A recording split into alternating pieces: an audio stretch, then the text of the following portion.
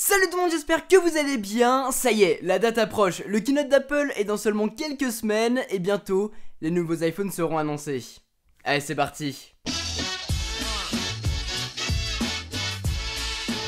L'année dernière, Apple a annoncé l'iPhone 10, ce smartphone qui est tout juste excellent. Écran presque borderless, un smartphone qui tient très bien en main, une encoche sur le haut afin d'accueillir Face ID, la reconnaissance faciale d'Apple pour déverrouiller son smartphone. C'est mon smartphone préféré, celui que j'utilise le plus. Mais cela pourra peut-être changer avec les nouveaux iPhones qui arrivent. Cette vidéo sera basée sur des rumeurs, des choses que j'ai vues sur internet, sur YouTube, des choses comme ça. Donc certaines informations seront totalement fausses et d'autres pourrait être vrai. Mais voici les 3 nouveaux iPhones. Parce que oui, il y en a 3. Déjà, au revoir le vieux design de l'iPhone 6. Et ça fait plaisir. Il était présent sur l'iPhone 6, sur le 6S, sur le 7, sur le 8. Du coup, bye bye la grosse bordure. Tous les prochains iPhones adopteront ce design, le design borderless avec un écran et une encoche.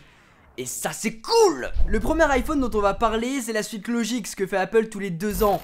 L'iPhone 10S, l'iPhone 11. L'iPhone 10 2018. Oh là là, ça sonne hyper mal, je sais pas comment ils vont faire. On est dans l'année de transition, l'année de l'amélioration, il y aura donc pas de changement côté design, tout se passera à l'intérieur du téléphone. Au niveau du design, on n'aura donc pas de changement, si ce n'est au niveau du coloris, on aurait la version argent qui se cache là-dessous, hein. Si vous voulez voir comment j'ai fait, ça se passe par ici. Sinon, on aurait la version gris sidéral, donc noir, et la version gold qui sera vraiment pas mal. J'ai hâte de voir ce qu'Apple va nous donner comme couleur. On reste sur le même écran OLED 5,8 pouces et c'est vraiment la taille parfaite, j'adore. C'est le smartphone que j'adore utiliser en ce moment parce que c'est vraiment une taille parfaite. On l'a bien en main, on a accès à toute la zone de l'écran. Donc vraiment 5,8 pouces, mouah, parfait. Les améliorations se feront du coup à l'intérieur et on passerait sur une puce Apple A12, plus puissante, avec plus de RAM permettant de faire plus de choses. On aura aussi une amélioration au niveau de la caméra avec peut-être une meilleure résolution, des nouveaux modes, des choses comme ça. Et finalement, on passerait sur Face ID deuxième génération, plus rapide, plus réactif. Ça sera vraiment cool, sachant que la première version est déjà plutôt pas mal. Contrairement aux dernières années, je suis pas sûr qu'il y ait de grosses améliorations comme on pouvait avoir une année sur 2 avec Siri, Touch ID, 3D Touch. J'ai rien vu qui parlait d'innovation comme ça, de petites nouveautés qui pourraient vraiment grandir et devenir quelque chose de ouf. J'ai pas tellement entendu ça. On verra ce que ça donne. Apple a peut-être réussi à nous cacher des choses cette année et ça serait vraiment cool. Le petit one more thing de cette année serait le capteur d'empreinte digitale sous l'écran. Stylé, non? Le deuxième iPhone serait le retour de la version Plus. On serait sur un iPhone 10S Plus, iPhone 11 Plus, iPhone 10 2018 Plus. On va l'appeler le Plus. Celui-ci serait tout pareil que l'iPhone 10 Plus, si ce n'est au niveau de l'écran qui sera beaucoup plus grand. On passerait d'un écran 5,8 pouces à un écran 6,5 pouces. Imaginez ça, 6,5.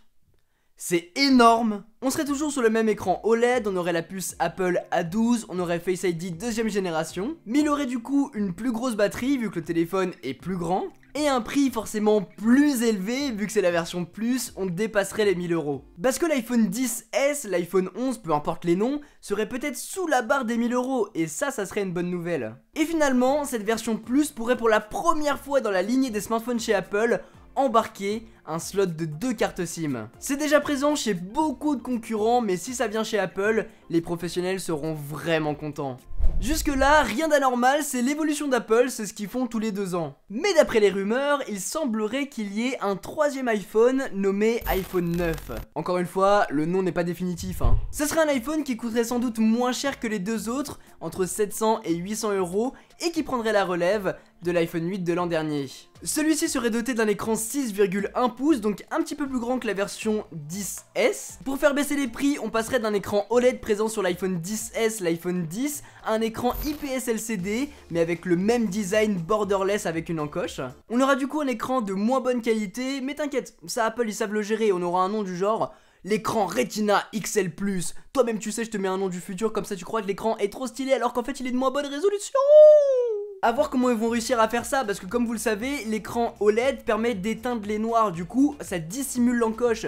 Sur le Honor 10, on a du coup un écran LCD et l'encoche elle se démarque de l'écran, vu qu'il est rétroéclairé, et c'est un petit peu dommage. A voir comment Apple ils vont réussir à corriger ça. On aurait aussi une seule et même caméra au dos pour réduire le budget, pas de 3D touch, même si ça me semble un petit peu étrange, c'est les rumeurs qui disent ça, hein. Mais de mon côté je trouve ça un petit peu étrange parce que sur l'iPhone 8 on a le 3D touch, donc pourquoi ils le mettraient pas dans cette version? Pour économiser aussi un petit peu d'argent, on n'aurait pas de boîtier en acier inoxydable, on aurait un boîtier en aluminium. Le choix n'est pas déraisonnable. Déraisonnable. Je sais pas si ça existe, mais en tout cas, passons. On aurait Face ID première génération, le même que dans l'iPhone 10. Donc ça c'est plutôt cool. On resterait sur une puce A12 qui équiperait les deux autres iPhones. Elle serait un petit peu moins puissante par contre.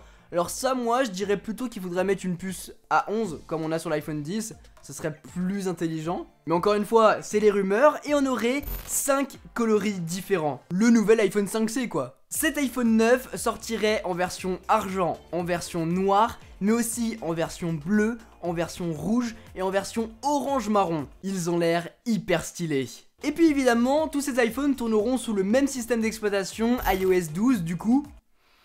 Animoji pour tout le monde! Voilà au final ce qu'Apple pourrait présenter en septembre lors de son keynote. On aurait du coup l'iPhone 10S, l'iPhone 10S Plus et l'iPhone 9. Les trois iPhones auront donc le même design que l'iPhone 10 actuel qui est vraiment magnifique, mais il serait plus puissant. De mon côté, j'ai vraiment hâte de découvrir le nouveau keynote d'Apple en septembre pour voir le nom qu'ils vont donner à leurs nouveaux iPhones et aussi la fonctionnalité qui tue qu'ils vont annoncer. S'ils en annoncent une bien sûr. Et vous dites-moi dans les commentaires quelle grosse fonctionnalité vous aimeriez voir sur les nouveaux iPhones. Ça se passe en bas, dites-moi tout ça. Peut-être l'apparition d'un port USB-C sur le bas. Ça serait pas mal ça. Ou alors un capteur d'empreinte digitale sous l'écran.